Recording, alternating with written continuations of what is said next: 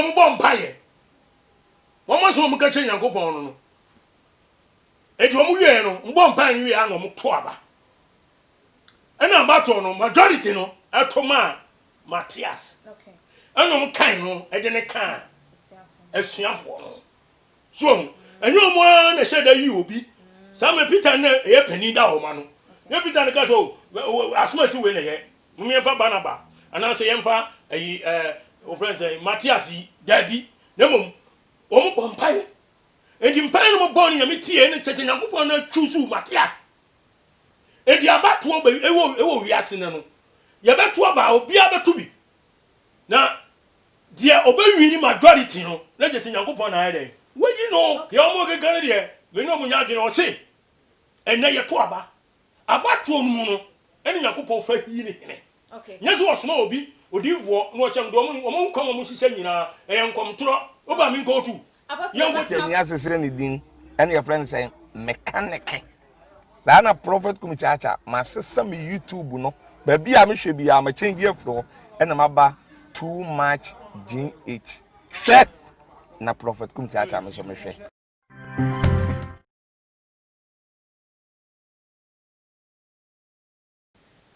for me sanso emamo akwaba ebinyamisha musemunya otwen akoma ede etwen yen nyumekwa eso yasen eye mama Juliet Ventures ebano enchensen apapa ne ho na wubenya no na twa akwan ewo eye abekala pa so betimi afa ne number so ewo screen no eso na bebia wo bia no we deliver ede amount na nso so kitchen IFM ebiemu nso so no eye Winners Aluminium Limited ena boyechi edomo ebano se wo pe eye glass work padia ene opo wo machira kwan a fa wo mo number na wo mo so eni wo mo ending kita ho no be ba ya ma e wo office say ye wo fie say ye wo adwuma ba bibiara ye be ba aba ba ya ma ena ebiem nso ye neat roofings enso eso ya sen neat roofing say de wo mo edin etie no wo mo e ba no edan so body a na chese wo san wo mo ho ekoba bi fofora na chese wo pese wo dan no wo dan na eni so esuso egu because wo mo do mo wa chance papa roofings papa wo mo de bo edan esunti form number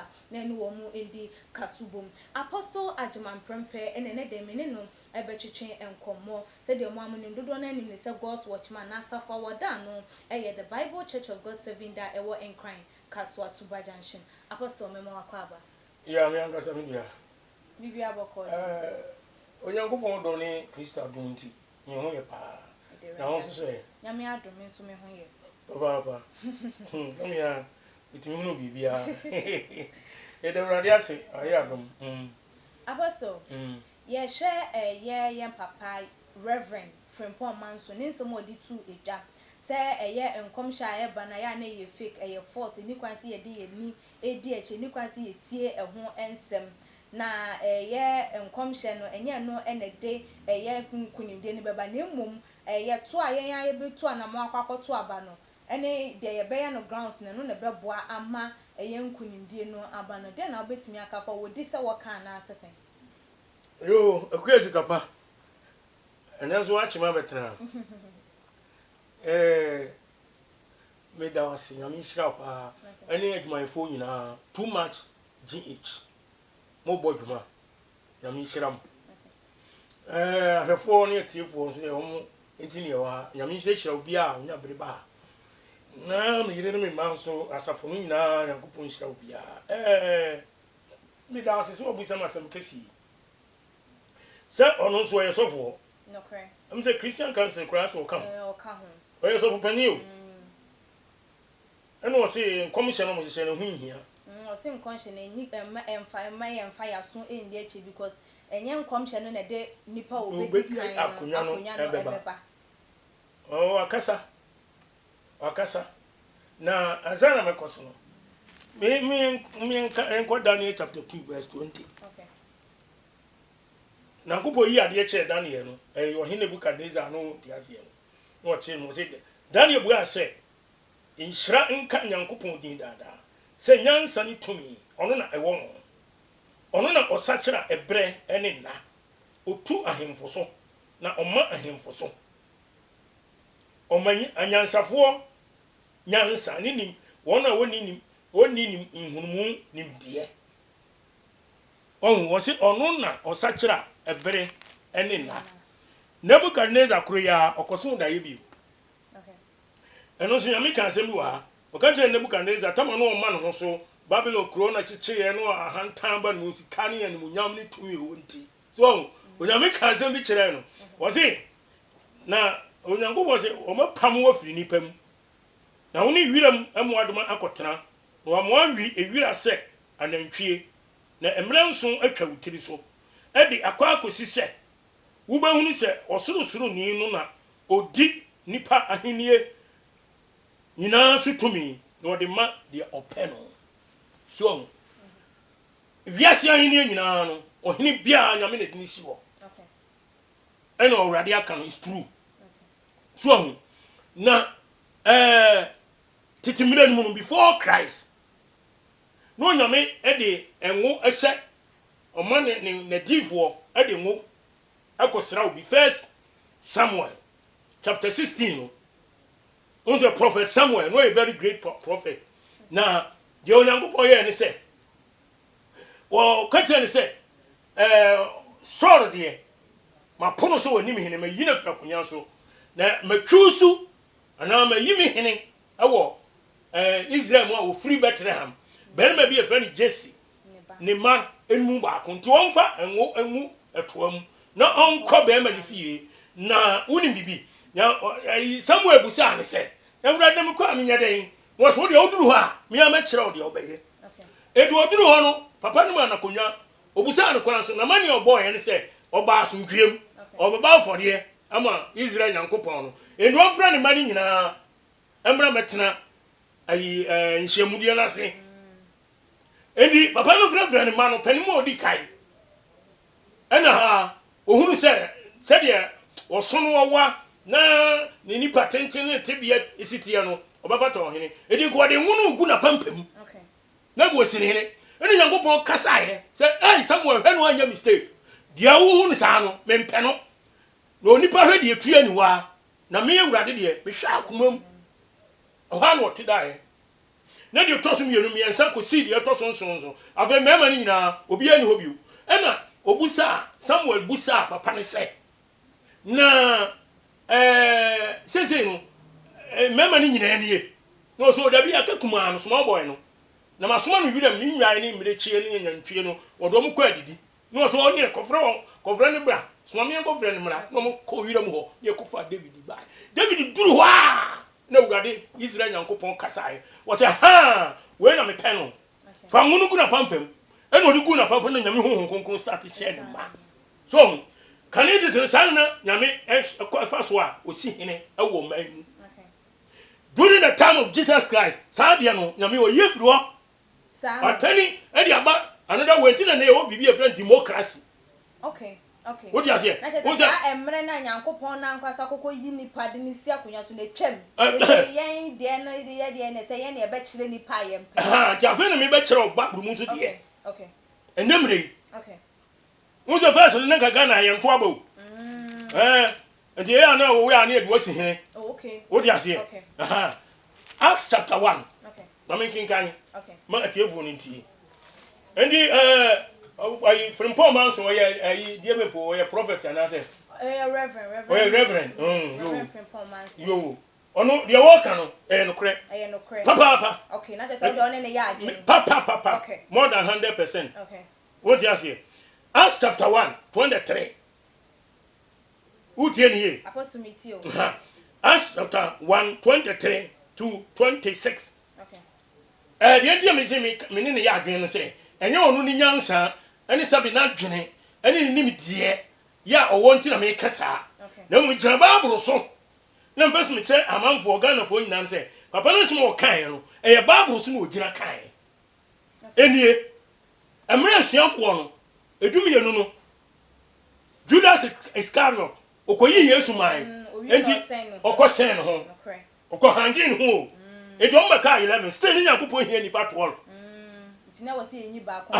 edi tama Yesu afon so ono akọ no afre we the Christ who son call ne papa won na ka wo mu edum ayi ba ko no du ba ko no na se omunya ba ko ka ho Nyankopon Christ nsu ni ho no akwa koyi obi enti o so ofa nipa so no woye se de be ya democracy ebebe wiase tie ni yo na ayi obi aba kire na dwene ni ya bom paye enti tie Acts 1:23 to 26 na wodi mienu ebegina ho Joseph wa freno Barsaba a woto ni din Justu no any Matthias no bompa yese tieni yo sigaba apostle meet you ha no osuafo no ma kan du ba ko no omo bompa yese wo awurade a wonim nipa nyina akomam kyerɛ nipa mienu mu ba ko a wayi no tio kyerɛ nipa mienu Matthias ni Barnaba no ba ko a wo awurade wo wayi no nye de yen yayi no se onfa osumi ani asofu djuma a Judas efiri mu etere ho no se okọ ono ara ne tenabre enmu ehu chefa en onfa nsom na wotwe ntonto wonso na wotwe womuso ntonto na ntonto no bo Matthias na wokan no kan asomafo du ba akono Oze ayabato ntonto no cha abato obi a kire na adwene so ho enti omo beto aba no eno omo bom pai no omo pai bomu no asem titiri wa omo kan ye ne se otumfo Nyankopon kire nipa mienu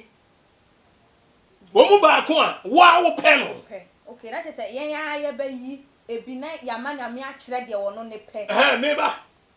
agua apostle ye kono no ma na oyi mprebo e wo kwan so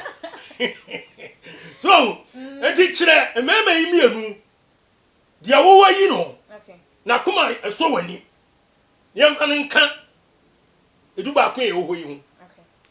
enu mo bom paye wo mo so mo ka che Nyankopon no edi wo mo wie no mbom paye wie a no mo to aba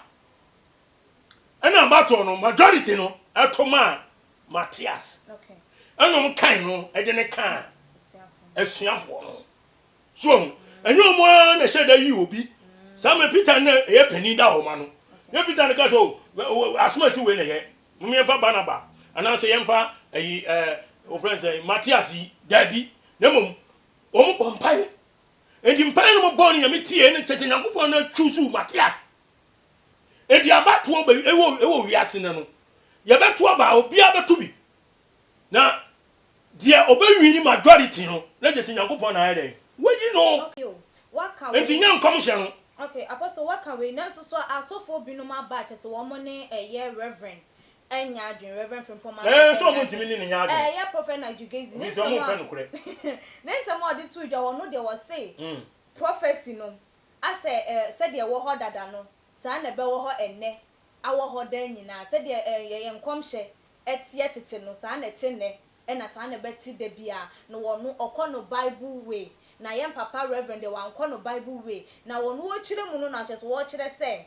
eye nyame asem no krampo no eye enkomhye o say the Bible itself no the word of God no krampo no eye prophetic enti say ye papa ka se enye prophecy na ebema eye ahini obi atimi edi nkunim na emom eye campaign a yebeye ne ye vote a yebema no na manipa ne edi eye ho na kansa Najugezi o se eye reverend Frimpong manso eka se enye prophecy na ebema obi edi eye nkunim anache so no de woni ne nya adwen ne enya adwen twa because enkomhye wo hoi wo Bible mo eye mfato ho bebre edefa ho Nyankopon sumasuma na difo say we na mayi no we na mepese onye de ondi eye Israel for so anase say ni nyina Nyankopon ne eye adifo no kasa ye enti still na no Nyankopon ne wo mo ekasa enti say eye reverend ekasa asem we pan dia wono dodo betimi aka ne say che and or the beche no as if we will forgive him because onim the prophetic ministry no emu then some more can then I bet me aka for akwa am na me shira me na say ono no beti you forgive him no why anybody and what the action ono onye so for panin kra nse no. Or condemn prophecy. What WWE not condemning prophecy. Ono na gezi dia o kan onim ne o kan. I'm telling you the truth. We go the Bible way. Ono say Bible way no okwa. So Bible way no okwa. Acts chapter 1:23. Call the be adwuma. Okay. Nyankopon suma odi fo bia ma ne nko share. Enkom se ye beto aba. Na sa nipa we ne obawini. Bible ma hefa na bi wo. Akuya bi ni ba bi esa. Se abato ye pa president ye di o man so. Na Nyankopon suma di fo se ko ka kire o man ni se enipa sei asomasi ana obenten ana obawini. It is never true in the Bible. So what you say? Once I did catch Samuel, Yankopon Samuel san no ye. No small give one, no cosran go. But answer no cosra David and one na or hineful fret to her a wakunya. Or he no on your friend Saul. Say so Yankopon a ye no de ma womo. Ain't any nina so. Tio, Yankopon a ye saw. No sorrow yas one thing. When Tienasem. And then the buffo here, and we in video. And you was say, what do you for see? Tio, I was what do you for see? Now, we want to be Siano. So, Tiania, one may is have one to about. A home may is have one to about. On one it was somewhere. And what children say, found no good to a never call Bethlehem, as soon as if ye, ni mamu. Ni manu emu ba ko na bayinu a me di ni besi hene apostle entianu na onu ni gina so se Nyankopon timi suma Samuel no san so na nyame betimi asoma wo ma yi so wo mo enne ama wo mo nso so de a kire se nipa suma si ana wo benten e na bedi akonya no eso okay me da si o wo mo mo hihye nkomi obi si Mahama be wini obi si Akufo-Addo be wini okay na omu hanyifu me no so entra konya ba akoso enti baako ene be wini enti na Onyankopon a wosoma saa divuo no na enyame be ya okay God Almighty God is not the author of confusion okay onyame onye nyame a confusion ho o okay so tiase ene me hye say democracy time no wa kire de yenye Israel asase so sesi a Israel asase so kra no nyame nyi nipa direct okay for abato so ene wo de yi nipa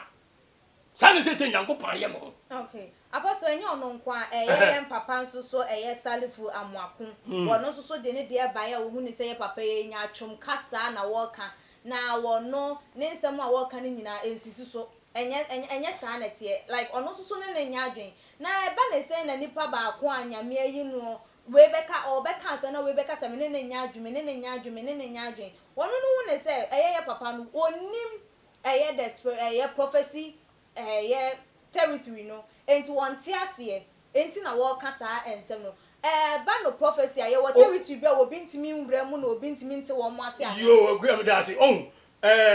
panin na o ka saa asem no Reverend Frimpong Manson no ai obi a o ye reverend de na se wo hwe Bible okay akwachiri okay anu we mu no ba kan che ne se onim de o ka enu kura o ka nti okay enu kura o ka nti enu omu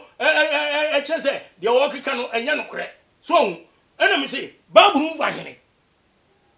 enu Nyankopon so odi vo se ko hyenkom Benjamin Netanyahu wona bedi Israel konwa free titiri besi na sare Nyankopon ye no onye this way what they call democracy ye to aba so they say enti the also go no so ka no me ne nya dwene ba akokra wo hwe agua na me ka che wo say Matthew 13:14 awurade say tie de ye bete nanso ye nti ase hunu nso nipa be hunu nanso mu hunu asem no awurade kan no Bible ni na o ka ho asem okay so nipa be hunu Bible say nyame asem but ye hunu de wo mu ti say wo do bag ba iduma me wa bag na de ba ye no me ka for bag isi asisi a bag ni so minimidi wo dabi se me pese me hu na de kudi o bag ni mu a de na me this am bisa say your bag ni ma e de wo se wo anga se wo biem na wo biem a na wa kire me niam a wo bag ni okay sa na Bible tie ensem wo bebre o nanso so onipa bebre hunu no kure na wo mu no okay apasi enti de omo kekere de me no munya de o se enne ye to aba to mu no ene yakopon fa hi ne hene okay nyeso osoma obi odiwo no chem do omo nkom mo hihye nyina eye nkom toro oba mi nko tu Apostle yebebe no eso na apostle ye papa Reverend Isaac Owusu Bempa wono so de ne de yebebe twa to a wono so yenim so o hye nkom ba no se nkom hye ne eyi a wono so wa hyehye bebre a kyese ebi abemu ne wonko ne ba enti wono so tie nsemi on so antena ne to so ye ne won mo twetwe nkom no so di tu edwa se ye papa ne kan ne sa pa dia ene ne wadi ne ho yawo wan kan ye enye ne kwan so a because ye den ya nyankopon still odaso di na difo ye adwuma na che say ye papa Reverend Frimpong Manso o magana for ya adwumu nya ye say as difo kan se many kwan se ye nti ana se den because nensem o kan ye nyina difo yi na aba responde na che say nensem no as opese wongu sana gana for susu say bia opese wongu ye adifo adwuma yo sika pa me da wasipa pa ya mi hira wo hwe akwe apostle edi omo beso omo kire se edifo nkoa ne yakopon de omo ye adwuma wo wiase a yo fivefold ministry eno ye salifu amako prophet okan yes Ephesians chapter 4 verse 11 and 12 was in yakopon friend ma omo binu ye asomafo asempakafo acherechefo edifo ene ahefo na yesu sofo de nyame ntimi nyi bibi njere no obi o ye sofo ana o ya apostle Paul baby wo kan wo danajo oni nyame yi hye no na o gira nsuo bi ni kuro bi achi enti ena honkonkon ka je ne se ontwa enko kuro mu ho o gira ono ntia asenti ade kye ne ba no nso no na hu se nyame na ekasa kye se san krofo mu hia moa ena o koye Agabus onso o ye diwo ono so ayi wo se ogba na Paul na de o de kye na sene na eguo no se oni pa na de ni we no obekọ Jerusalem be chino ne yakokunu ni nya Acts 26 ni yabe ena na so se won me bo okay so tiro bi so masam na me yi anu kakra akom ni nkyeremu ba yemra ne ko ti na wo bo ne top yo matemi da spa akom ni nkyeremu so enti enyo omo nko ni yakopon ebo omo so kasa okay wo bi asore o so edivo wo bi asore o so edivo osampagani no wai osomafo no wai okay o cherecheni no wai o hwefo no wai en wo mo de nyankopon adwuma efo wo nyame che no ye ato adwumade ni nyago te so mo hu se Ghana fo no de penny adisem te obeyi ubehya no nkom waka bibi a chem edi Jeremiah 14:14 ye nkonko ti asema urade aka to wo na urade ka kire me se o ka kire Jeremiah o ti urade ka kire me se atro na adifo no edi hye midimu nkom me nsoma wo na me nhye wo na me nkasa me nkyere wo atro ani suade hunu ani nkom hye ani asanhu ani wo mo akoma mu ena ada ani wo ka kire mu chese obi ani kam bi sa chese ayese ma me nkyere wade wo ze television so no obi aba oso wo ye odi ayi wo ye obi a wo ye nuro heba doctor na se bibi sa wo se wo obi a wo hypertension stroke o wa bu boy ade be se 15 eden a wo de ba ko wo de babam ndi no Dominicana akon ho so hu okay edi wo mo hihya nkom no a ba ko de be den ebefa edi wono ne efa pe wo so wono ai den ni nkom hye no na abam so na ni party no wonya fame ewo monim ewo sani asawo sofo nanim no mo de jo mo ho ntre ha no mo nya fame na je say amanfo say odibo wo ya de odibo ya so na che say ye no kro mo mpati nti no mo hu ni say Reverend nsem o ka no o mo ne yes say Ghana ha no ba ka che dada okay ya mpeno kore ma say yamre no ko ye final words to jana for telephone number ka ho ma ye ya mpeno kore ade awurade ka kire titiri number 1 so mo ko wiase nyina enko ka sampa nchi abodi nyina okay ya de obegye de no mo bonasu ahye oja oba no nkunkun de mu so eno de enye evangelism no enkoso so ena emom enkom hye abato ho nkom hye bia ni baburu Okay. me ka kira mo ate ase Sure. me ka kira me Ghana for mo ate ase se obi hye abato ho nkom a wo boa Sure. awurade se abato ba ye mo ho mpae Okay. ni emu se nyankopon se awurade nipa mienu mi ba ne me ba nya asem kan because NDC NPP they say Nanado president current president any former president Mahama and ebe prakunye e de mo mpa nga che nyankopon se nyankopon sa ayi Akufo-Addo any na friends and Mahama When you why na wo awurade wayi no Okay. ye bo mpa no wi a ye nkwanko to aba no Okay. majority no de obewi ni no nyankopon na ayi no so edigana bo entie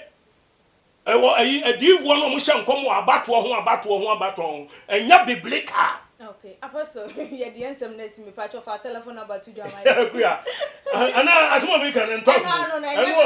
yes enya biblical me dem na ko tu ache bible mu say ye to aba ene ye nipa ene na si adwuma so ene na ye adwuma che nsa you better answer me so for telephone number to John. Yo me da se bebere me number no enie 0544 262614 0544 262614 and 02070200011